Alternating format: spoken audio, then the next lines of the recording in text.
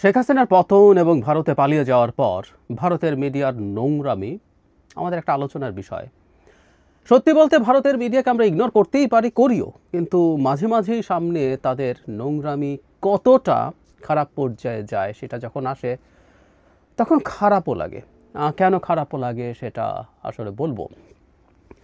গতকাল আমরা জানি কাশ্মীরের একটা জায়গায় সন্ত্রাসী হামলা হয়েছে। পেহেলগাঁও নামে জায়গাটার নাম, মানে অসাধারণ নৈসর্গিক দৃশ্যের একটা জায়গা। সেখানে অন্তত ২৬ জনকে হত্যা করা হয়েছে।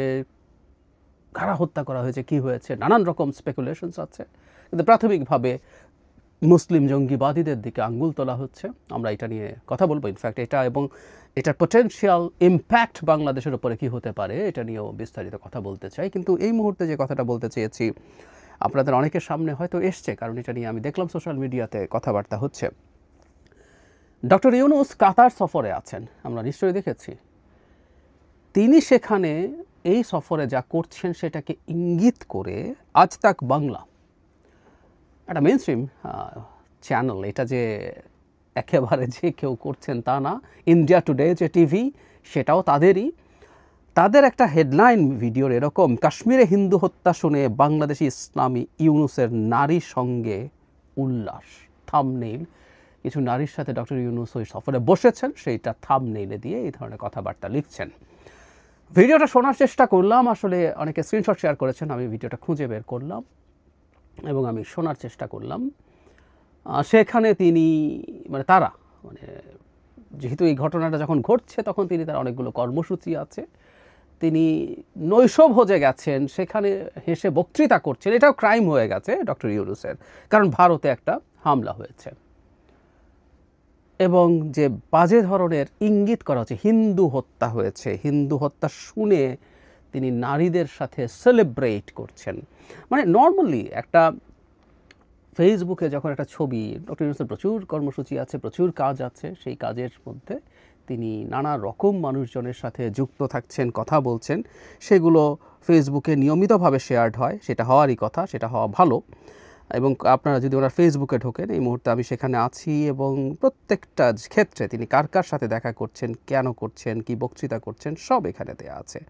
সেখান থেকেই তারা একটা ছবি নিয়ে এই ধরনের একটা কথা লিখেছে। এখানে কারা তার সাথে বসেছিল, আমি ওনার যে ছবিটা তারা ব্যবহার করছে, বাংলাদেশি অ্যাথলেটস যারা কাতারে প্রধান উপদেষ্টার সাথে পোজ দিয়েছেন, এবং সেখানে প্রত্যেকের নামও দেয়া আছে। আমাদের দেশের মেয়েরা আমাদের প্রধান উপদেষ্টার সাথে দেখা করেছেন, খুব স্বাভাবিক, পিতৃতুল্য না, ডক্টর ইউনূস অনেকের দাদা নানা তুল্য, সেই মানুষের সাথে ছবি দিয়েছেন।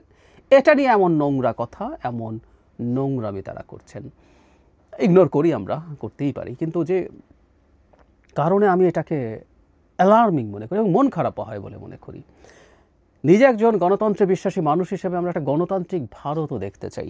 ভারতের গণতন্ত্র ভারতের জনগণের জন্য যেমন সুবিধা, সেটা আমাদের জন্য ভালো। ভারতে যত এক্সট্রিমিজম মাথাচাড়া দেবে, সেই এক্সট্রিমিজম বাংলাদেশেও আসলে রিয়াকশনারি হয়েও এটা আসবে। এগুলো হয় খুব কাছাকাছি দেশের মধ্যে, এই ঘটনাগুলো ঘটে। কিন্তু এই যে এই রিপোর্টগুলো হচ্ছে, আমি যে কথাটা বলতে চাই, এটা তো জাস্ট একটা ব্যক্তি না। বাংলাদেশে দেখবেন অনেকগুলো সো কল্ড ইউটিউবের চ্যানেল আছে যারা উদ্ভট কতগুলো হেডলাইন দিয়ে শেখ হাসিনা পতনের আগে আজকে পতন, এখন পতন, ঢাকা ঘিরে ফেললো, শেখ হাসিনা পালিয়ে গেল, সেনাপ্রধান শেখ হাসিনাকে চলে যেতে বললো, বা এখনও দেখবেন ডক্টর ইউনূস শেষ হয়ে গেছেন, ডক্টর ইউনূসকে সেনাপ্রধান নামিয়ে দিচ্ছেন অথবা সেনাপ্রধানকে নামিয়ে দেওয়া হচ্ছে। কিন্তু একটা স্ট্রাকচার্ড প্রতিষ্ঠান, যেটা একটা সংবাদ মাধ্যম, আজ তাক, তাই ইন্ডিয়া টুডে, তাদের টিভি চ্যানেল, আমরা অনেকেই ইন্ডিয়া টুডের ডিবেট এই সময় খেয়াল করি, কারণ বাংলাদেশের অনেককে সেখানে নেওয়া হয়। সেই চ্যানেলটা এই ধরনের কথা বলছে, সেই চ্যানেলগুলো এই ধরনের কথা বলছে, সীমা নামতে নামতে কোথায় গেছে। এবং হয়তো এটা অবধারিতও ছিল। আপনি যখন নোংরামি করতে থাকেন, আপনি যখন স্পেসিফিক ক্লাসকে ফিড করতে থাকেন, ফিড করতে করতে তার চাহিদা বাড়তে থাকে, সে আরও র্যাডিক্যাল, আরও বেশি অ্যামিউজড হতে পারে, এরকম খবর খুঁজতে থাকে। তো তার মানেটা হচ্ছে এই যে ভারতে একটা শ্রেণী তৈরি হয়েছে যারা এই জিনিসগুলো খায়, তারা দেখতে চায় এবং তাদেরকে তারা ফিড করছে। এবং তার চাইতে অ্যালার্মিং ব্যাপার হচ্ছে, মানুষ যদি খায়ও, একটা main stream channel, news agency, তারা এটাকে খাওয়াচ্ছে। বিভৎস ব্যাপার। এবং ভারতে মিডিয়া বলে যে আর কিছু আসলে এক্সিস্ট করছে না টু সাম এক্সটেন্ট, এটা তো আমাদের চোখের সামনেই ঘটছে, চোখের সামনেই ঘটছে। এনডিটিভির মতো চ্যানেল আদানি কবজায় নিয়ে যাওয়ার পর কি হবার কথা ছিল আমরা অনুমান করতে পারি, এবং তাই হয়েছে। এনডিটিভিতেও বসে বসে বাংলাদেশ নিয়ে যা যা ঘটে দেখছি। সো ভারতের মিডিয়ায় দেখে, তাদের এই নির্লজ্জতা দেখে, তাদের এই অসভ্যতা দেখে খারাপ লাগা জায়গা ওটা যে একটা গণতান্ত্রিক ভারত ক্রমাগত আরও আরও অগণতান্ত্রিক, আরও স্বৈরাচারী, আরও ফ্যাসিস্ট হয়ে উঠছে। আমাদের জন্য অ্যালার্মিং, আমাদের জন্য অ্যালার্মিং। আমরা ভারতীয়রা তাদের লিস্ট সেন্সে ফিরবেন। সাধারণ ভারতীয়দের কথা বলছি, যারা এই ধরনের বিদ্বেষ তৈরি করে রাজনৈতিক ফায়দা লুটতে চান, তার বাইরেও তো ভারতীয়রা আছেন। আমরা আশা করি তারা এই জায়গা থেকে সরে আসবেন এবং তারা তাদের সরকারের ওপরে, তাদের মিডিয়ার ওপরও চাপ তৈরি করবেন যে ধরনের নোংরামি এবং অসভ্যতা যাতে না হয়।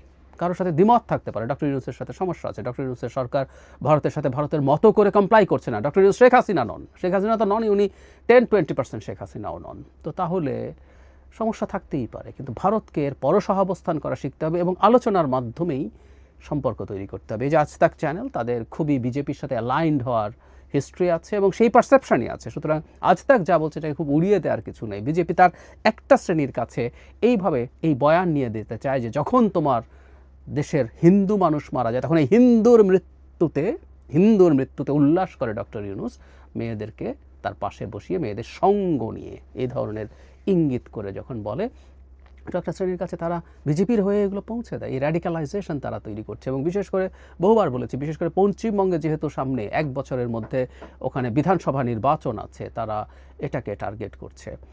আর ভারতে কাশ্মীরে যা হলো তার একটা বিরাট সুদূর প্রসারী প্রভাব ভারতের অভ্যন্তরীণ রাজনীতিতে বটেই, রিজিওনাল রাজনীতিতে পড়ছে, যার আওতা থেকে আমরাও বাদ পড়ব না। খুব দ্রুতই কথা বলবো সেটা নিয়ে।